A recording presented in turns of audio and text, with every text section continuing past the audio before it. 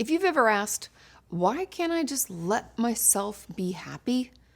This video is for you. I'm going to break down what self-sabotage is, why your brain chooses old pain over new joy, and 4 easy tools to help you stop getting in your own way. A few years ago, I watched a patient of mine destroy the best relationship of her life on purpose. She loved him, he loved her, but every time he got close, she'd start a fight, shut down, or convince herself it would never work out. She sat across from me in tears, asking, why do I keep doing this? And that's why today we're exploring the reason you can't let yourself be happy. Let's start with a simple definition. Self-sabotage is when your actions or inactions get in the way of your goals, often without you even realizing it. It's not because you're lazy or broken. It's usually because you may feel safer not getting what you want. And here's the kicker. It doesn't always look dramatic. Sometimes it looks like this. You've got a big deadline coming up for a project you really care about. You're excited to prove yourself. But for some reason, you keep putting it off. You scroll instead of working. You clean your entire apartment. You suddenly need to reorganize your email folders. You tell yourself, I just work better under pressure. But deep down, there's fear. Fear that you'll try your best and it still won't be good enough. Fear that if you succeed, people will expect more of you. Fear that being visible means being judged. So your brain steps in and quietly blocks the outcome you say you want.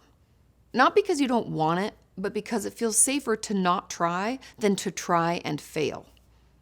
Pause and ask yourself, what's something good you've wanted, but found yourself avoiding, delaying, or complicating? And be honest, what would it say about you if that thing didn't work out? I want you to remember this. Self-sabotage is not about being lazy, and it's not because you hate yourself. It's about protection. Your brain is trying to keep you safe from something it's learned to fear. Let me explain. Think about the last time something good was starting to happen in your life. Maybe you were getting close to someone. Maybe you were finally making progress on a goal. And then, almost without thinking, you started pulling back. You picked a fight, missed a deadline, shut down emotionally.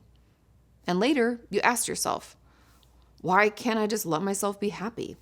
Here's why. Your brain doesn't only want you to be happy. It also wants you to be safe.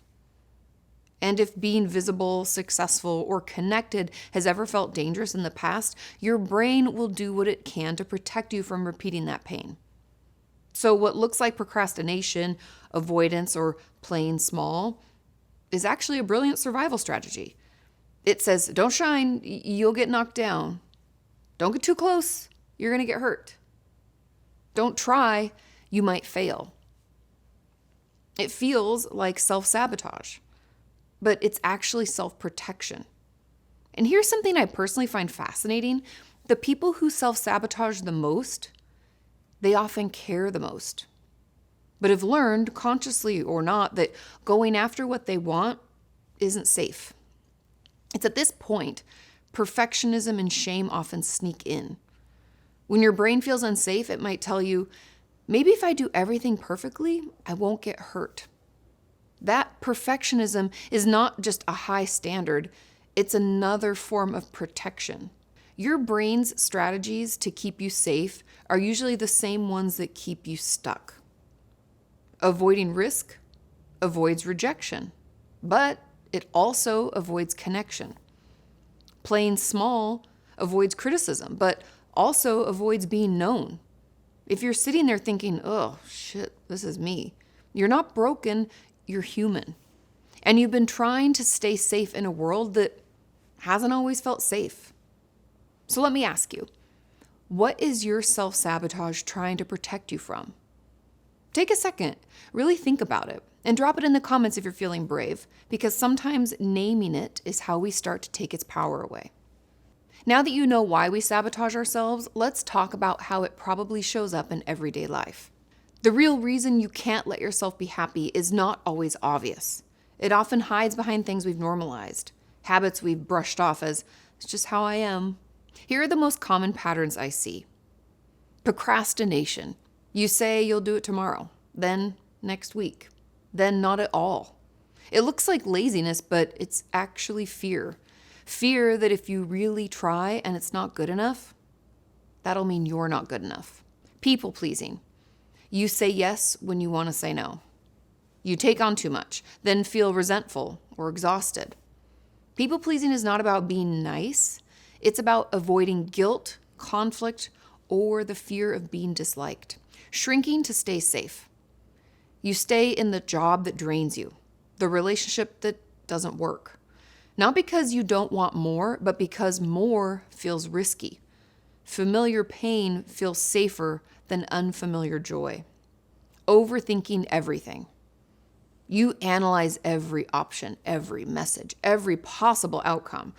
It feels productive, but is often a way to avoid action. If you never decide, you can't fail. Comparison spirals. You scroll social media, convincing yourself that everyone else has it figured out. You start to think, why even bother? Your comparisons are proof that you're not good enough to even start. Numbing out. You fill your time with distractions, scrolling, shopping, YouTube, not because you're lazy or shallow, but because wanting something deeply can feel very uncomfortable if you're afraid you'll never get it. Each of these patterns is a form of self-sabotage, but more importantly, each of them makes sense when you understand the fear behind it. Here's your challenge. Rewind this section and pick the one that made you go, oof, that's me. And don't judge it. Just notice when it shows up this week. And drop it in the comments. Just name the pattern you see, because your first step to changing anything is seeing it clearly. You don't have to fix it today. You just have to be curious. When working toward change, both in my own life and with my patients, I often turn to reframing. It's a therapeutic technique used to help us change our perspective by shifting from a negative or unhelpful viewpoint to a more positive or solution-focused one. Instead of asking, why do I keep ruining things? Try asking, what is this trying to protect me from? For example, my procrastination, maybe it's protecting me from doing my best and still falling short. Perfectionism, maybe it's protecting me from being judged. The tendency to pull away from people, maybe it's protecting me from the pain of being fully known and rejected. When you stop seeing your patterns as flaws and see them as survival strategies, it's like something inside of us just shifts. Here's a simple visualization that has helped a lot of my patients. Picture the version of you who first learned that being visible, vulnerable, or successful wasn't safe. Maybe you're a teenager who got made fun of for trying, or a kid who got ignored when they spoke up. Or maybe you're a young adult who poured your heart into something and got burned. Now imagine that version of you is still inside of you, right? Trying to steer the ship, doing their best to keep you out of harm's way. Would you yell at them or shut them down? Or would you say, hey, I get why you're scared. You're trying to protect us, but I think we're safe now. That shift from self-criticism to self-compassion is what makes real change possible. Here are 4 more tools that actually help. Tool number 1, start where you can say yes. Don't start big, start small. If your healing plan looks like an emotional boot camp, you're going to bail. Instead, ask, what's one thing I can do that feels slightly uncomfortable but not overwhelming? Send one email. Speak up one time. Pause for one breath before reacting. That's how we build safety and momentum, one small nervous system approved risk at a time. Tool number 2, speak to yourself like you're building trust. Self-talk is a foundation of internal safety. You're not trying to shame yourself into change. It doesn't work. You're trying to earn your own trust. Try saying things like this to yourself. I'm learning, and that's enough for today. Or, I've gotten through harder things. I can do this too. Tool number 3, make repair part of the pattern. You'll still mess up sometimes. That's not failure, it's practice. Plan for the moment after the sabotage. What's one small way you can repair? A check-in? A redo? An apology? A journal entry? Making space for repair means you're building a system that expects imperfection and keeps going anyway. Tool number 4, practice, if I didn't fear this, I would. When you're frozen, ask, if I wasn't afraid, what would I do next? This bypasses the fear just enough to surface your true desire and your next right action. It's not about pretending the fear doesn't exist. It's about letting something else lead. Just a few weeks ago, I had a moment with a close friend where an old pattern of mine came roaring back. She texted something short and kind of blunt. Nothing major, but it just didn't feel right. My brain immediately went into, she's annoyed with me, she's pulling away, I must have done something wrong. Right away, I felt it. The urge to puff up, to retreat, to go silent for a few days and wait it out while secretly stewing and building a case against her in my head. I know. Old me would have done exactly that. I'd convinced myself I was disrespected. She didn't value me, and I'd never say a word about it. However, this time I caught myself mid-spiral. I paused and I asked, what's actually happening here? Instead of ghosting her or making it weird, I just texted, hey, I know this might sound silly, but your message landed a little sharp and I think it triggered something in me. Can we talk for a second? And you know what she said?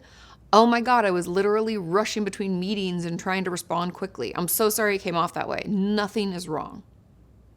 2 minutes of honest communication saved me from days of quiet resentment and disconnection. It was at that moment I realized the part of me that was trying to keep me safe was actually keeping me lonely. Here's what I want you to imagine. What would your life look like if, for just 30 days, you didn't shrink from what you really want? What if you applied for that job? What if you had that conversation? What if you told the truth instead of pretending everything was fine? This wouldn't be some huge transformation. It could start with sending the email you've been avoiding, saying no when you usually say yes, letting someone see how you actually feel, even if it's uncomfortable. Most of the time, the world isn't holding us back. It's our belief about what we as individuals can handle. Maybe for the first time, you might choose to stay present when things feel good instead of running before they fall apart.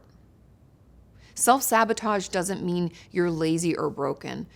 It just means there's a part of you that's trying to avoid pain.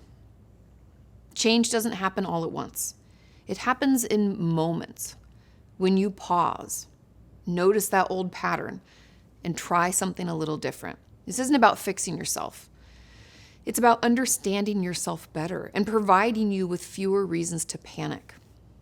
If anything clicked for you during this video, or even if it just made you feel seen, I'd love to hear it from you in the comments. You're not alone in this stuff, trust me, and you're more capable of change than you think. Don't forget to like and subscribe for more content like this, and I'll see you in the next video.